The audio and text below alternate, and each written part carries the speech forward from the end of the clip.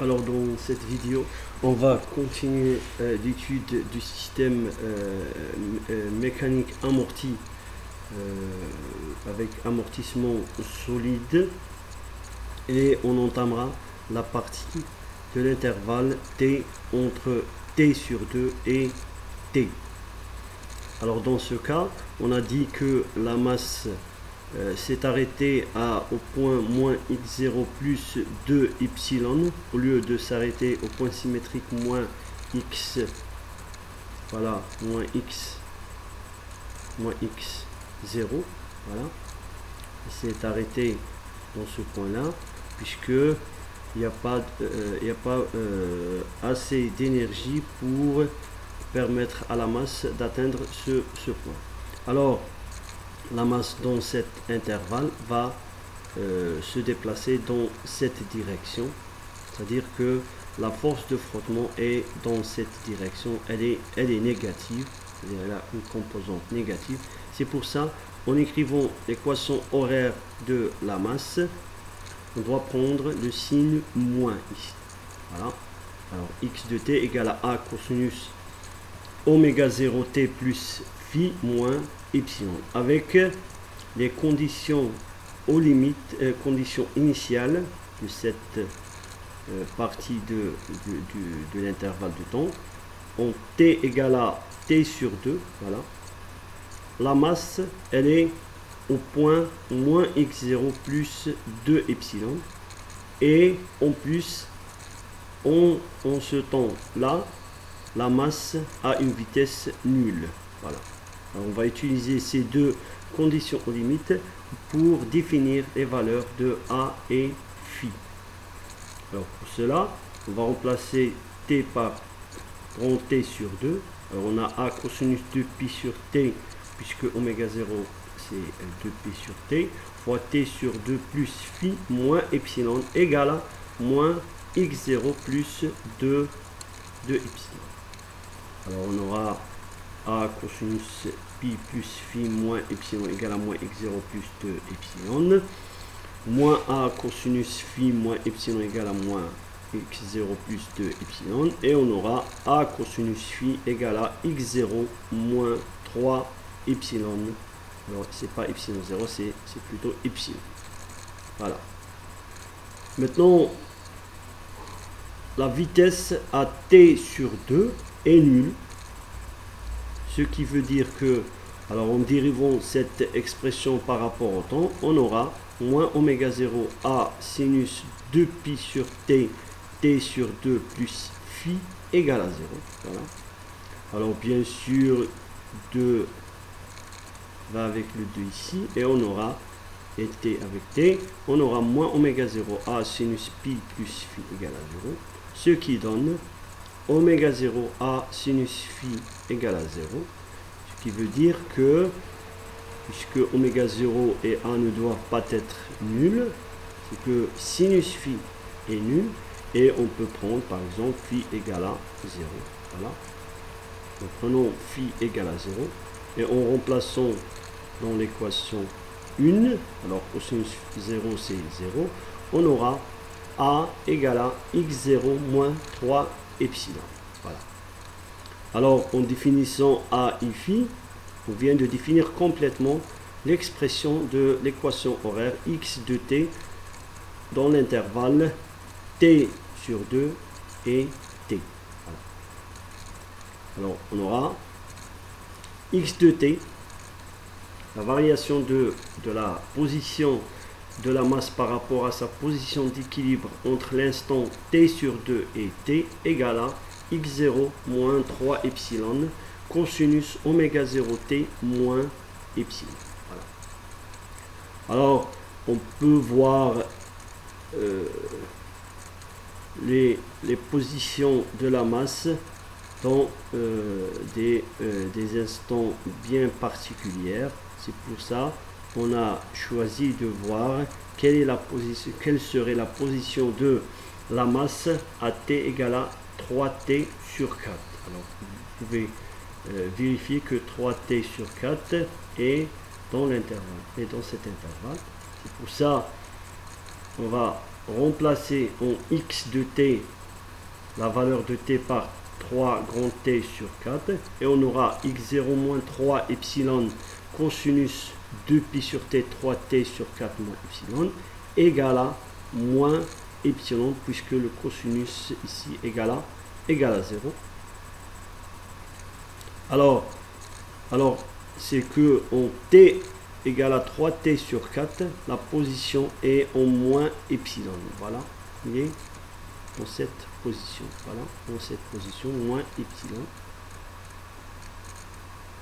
Maintenant, à 3t sur 4, la vitesse, en dérivant l'expression de x et en remplaçant t par t grand T sur 4, égale à oméga 0 x0 moins 3 epsilon.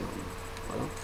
On voit bien, vous pouvez vérifier que cette valeur est bien inférieure à celle pour un système libre. On voit bien aussi que la valeur est positive, ce qui indique que la masse est dans la direction, dans cette direction, c'est-à-dire la direction positive.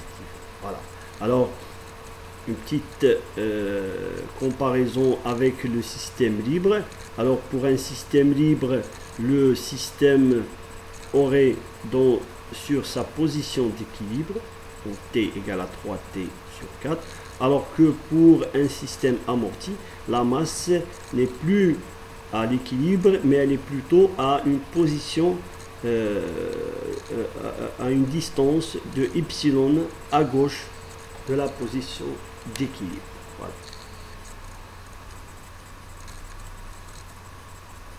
Maintenant, à t égale à grand T, quelle sera la valeur de la vitesse? Alors, on voit bien que, alors il faut rappeler ici que cette valeur est une vitesse maximale. Alors pour t égale à grand T, on voit bien que la vitesse est nulle. Si vous remplacez dans l'expression de x point le temps t par grand T, vous aurez la valeur nulle. Voilà. Alors, on voit bien que, et bien sûr, si vous remplacez t par grand T, dans l'équation horaire, vous aurez cette valeur de x0 moins 4 epsilon. C'est-à-dire, à la fin de cet intervalle de temps, la vitesse est nulle de la masse, alors que la masse atteint une valeur, une position de x0 moins 4 epsilon. Elle ne va pas aller jusqu'à la position x0, mais elle va se contenter de cette valeur x0 moins 4 epsilon. Alors bien sûr, c'est l'effet des amortissements. Voilà. C'est-à-dire que on voit bien que à chaque fois la distance diminue. Ça diminue. Alors pour le cas entre t et t sur 2, on avait moins x0 plus 2 epsilon, alors que pour t égale à grand T, on aura une position de x0 moins 4 epsilon, alors que par exemple pour un système libre, la masse reviendra à sa position d'équilibre. Voilà. Elle va revenir à sa position d'équilibre puisqu'il n'y a pas de frottement.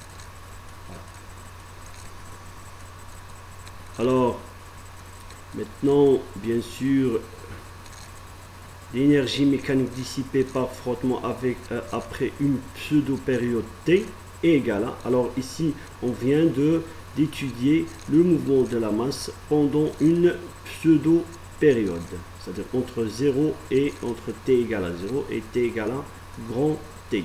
Alors bien sûr, l'énergie totale du système, lorsqu'on l'a lâché à t égale à 0 et t égale à 1/2 de kx0 au carré, puisque c'était une énergie potentielle avec vitesse initiale égale à 0, c'est-à-dire l'énergie cinétique elle est nulle. Maintenant, à T égale à grand T, on a bien sûr l'énergie cinétique qui est nulle, voilà, alors que l'énergie potentielle égale à 1 demi de K de l'élongation des deux ressorts, voilà, et on aura 1 demi de K x0 moins 4 epsilon au carré. Alors bien sûr, l'écart d'énergie entre les deux instants t égale à 0 et t égale à grand T égale à cette expression. Voilà, 4 K epsilon x0 moins epsilon, bien sûr, epsilon est très petit devant x0. Alors, maintenant, on va continuer l'étude de ce mouvement et on va passer à l'intervalle entre grand T et 3T sur 2. Bien sûr, ici, on a la masse qui a une vitesse nulle, alors elle va rebrousser chemin pour aller dans ce sens-là. Bien sûr, on va prendre, c'est-à-dire que la force de frottement est dans cette direction, elle a une composante positive, c'est pour ça qu'on a pris le signe plus, voilà, plus epsilon. Et bien sûr, comme on a déjà fait pour les deux parties précédentes, on va utiliser les conditions initiales à cet instant-là pour définir les valeurs de A et phi. Voilà. Alors bien sûr, à t égale à grand T, on aura la vitesse qui est nulle. Voilà. Et on aura bien sûr, en x égale à x de t, la valeur de x0 moins 4 epsilon. Voilà. Alors vous pouvez vérifier, je vous laisse le soin de vérifier ce travail-là. Voilà. Il est facile. Et en fin de compte, vous aurez x de t égale à x0. Alors bien sûr, ici c'est x0 moins 5 epsilon fois cosinus oméga 0 t plus epsilon. Voilà. Alors, on peut continuer dans cette procédure et trouver que les équations horaires de la masse s'écrivent de la manière suivante. Voilà. C'est-à-dire, d'après ce qu'on a fait déjà, on peut avoir ces expressions horaires ou bien sûr des équations horaires des mouvements par intervalle de temps. C'est-à-dire que on a déjà vu que entre 0 et t sur 2, l'équation horaire aura cette expression-là. Entre t sur 2 et grand T, on aura cette expression-là. Entre t et 3t sur 2, on aura cette expression-là. Bien sûr, si on continue de la même manière, on peut trouver que entre l'instant 3t sur 2 et 2t, l'expression de l'équation horaire aura cette forme x0 moins 7 epsilon cosinus oméga 0 t moins epsilon. Et on peut voir qu'il y a une certaine récurrence, une relation de récurrence qui gouverne le développement ou l'expression de l'équation d'horaire pour chaque intervalle. On voit bien déjà que on alterne le signe plus, moins, avec epsilon. Avec x0 moins epsilon, moins 3 epsilon, moins 5 epsilon, moins 7 epsilon. Vous voyez bien qu'il y a une certaine relation entre ces équations horaires. Voilà. Alors, ce qui veut dire que après deux pseudo-périodes de t, le système atteindra la position x0 moins 8 epsilon. Voilà. C'est-à-dire si on remplace ici t par 2t, on aura la valeur de x0 moins 8 epsilon, bien sûr, avec la vitesse qui est nulle. Alors après après n pseudo-périodes, voilà, c'est-à-dire en remarquant que après 2 périodes, le système atteindra la position x0 moins 8 epsilon, on peut conclure que après n périodes, le système atteindra la valeur de la position x0 moins 4 n epsilon. Bien sûr, après n pseudo-période, la vitesse sera toujours nulle. Voilà, c'est ce que l'étude précédente nous a montré. Voilà. Et vous pouvez vérifier vous-même ce résultat. Alors bien sûr, l'énergie mécanique dissipée après n pseudo-périodes est donnée par, alors bien sûr, l'énergie potentielle totale à t égale à 0 s'écrit sous cette forme, 1 demi de k x0 au carré, alors que l'énergie totale du système après n périodes, pseudo-périodes, égale à l'énergie cinétique, bien sûr elle est nulle, et l'énergie potentielle égale à 1 demi de k x0 moins 4 n epsilon. Bien sûr, en développant ce résultat-là, on trouve cette expression de l'écart d'énergie entre l'instant 0 et l'instant nt. Bien sûr, si on veut avoir l'écart d'énergie totale après n périodes, on remplace la valeur n par sa valeur. Voilà. Alors, on peut aussi calculer la distance parcourue par la masse pendant une pseudo-période, car contrairement à un système libre où la masse parcourt une distance 4x0 constante à chaque période, un système amorti voit la distance parcourue pendant une pseudo-période diminuer consécutivement. Voilà. C'est-à-dire que, alors pourquoi le système libre va parcourir une distance 4x0? Parce que, alors comme vous voyez ici sur cette figure, la masse va être lâchée en ce point, c'est-à-dire pour un système libre. Elle va parcourir cette distance, c'est-à-dire c'est x0. Maintenant, elle va aller dans ce sens pour atteindre la valeur de moins x0, c'est-à-dire la distance parcourue aussi x0. Et elle va revenir sur son chemin x0, alors c'est 3x0. Puis elle revient à sa position initiale, c'est 4x0. Alors que, par exemple, pour un système amorti, on a vu que la masse, elle a une fois lâchée de cette position x0, elle va se déplacer dans cette direction, bien sûr c'est x0. Elle va continuer sur son chemin, mais elle va juste atteindre la valeur de moins x0 plus 2 epsilon. C'est pour ça qu'on ajoutera non pas x0, mais juste x0 plus 2 epsilon, moins 2 epsilon, puisqu'on on rajoute une distance, c'est quelque chose de positif.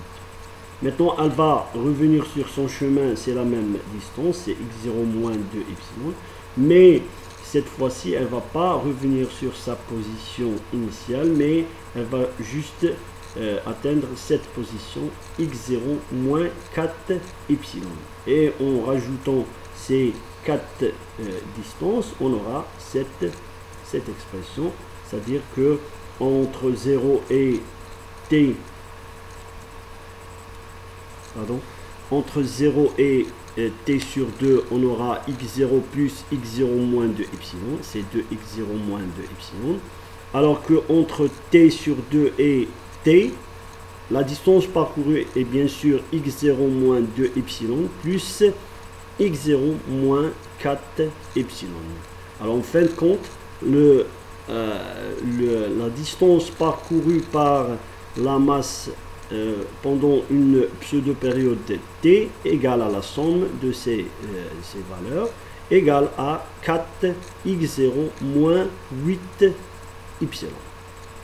Alors bien sûr, on peut refaire la même chose en mesurant la distance parcourue entre le temps t et 3t sur 2, qui est égal à x0 moins 4 epsilon, puisque la masse va revenir sur sa position, elle va atteindre la position moins x0 plus 6 epsilon.